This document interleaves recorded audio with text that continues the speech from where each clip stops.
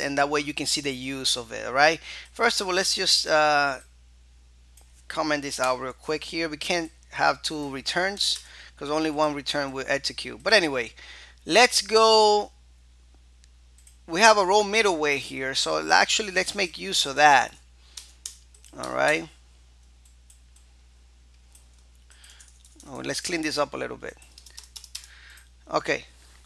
So this is what we're gonna do. We're gonna create a roles table, and we're gonna keep a role for the user there, and we're gonna create a middleware that's going to detect if the user has a role of admin. All right. So let's first create a migration for that.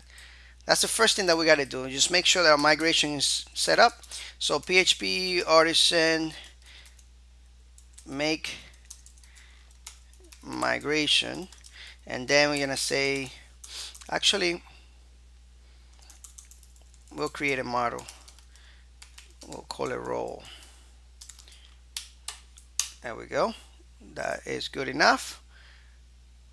And let me just sync this. Excuse me. All right, we have the role right here. Okay. The next step is we need to create a relationship. All right.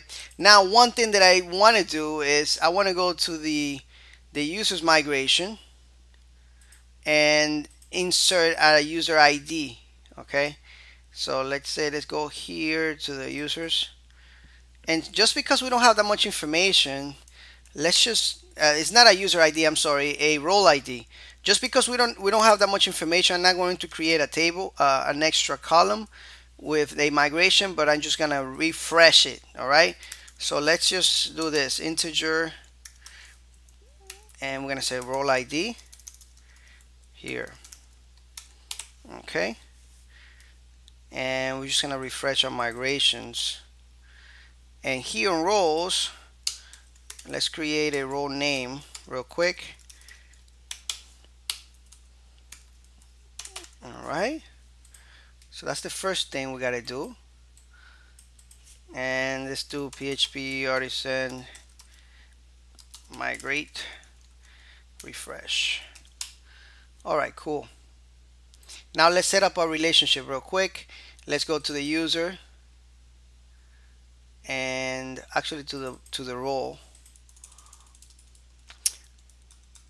And here we are going to do the protected. Excuse me. I'm gonna make sure that the name is available for us to use. All right. And let's go back to the user and let's create this relationship here. And we're gonna say role. There we go. And we're gonna return this belongs to. Okay, there we go. Oops. All right, so I think we're done doing this first part. We have the migration. We created a new column here, user ID. I mean role ID. Okay, and the next thing for us to do is create the middleware, and then just create a couple more functionalities there so that way you can see how we can use the middlewares when detecting when filtering HTTP requests in our application. It's gonna be pretty cool. Okay, so I want you to pay very close attention and don't skip these lectures. They're super important for your development.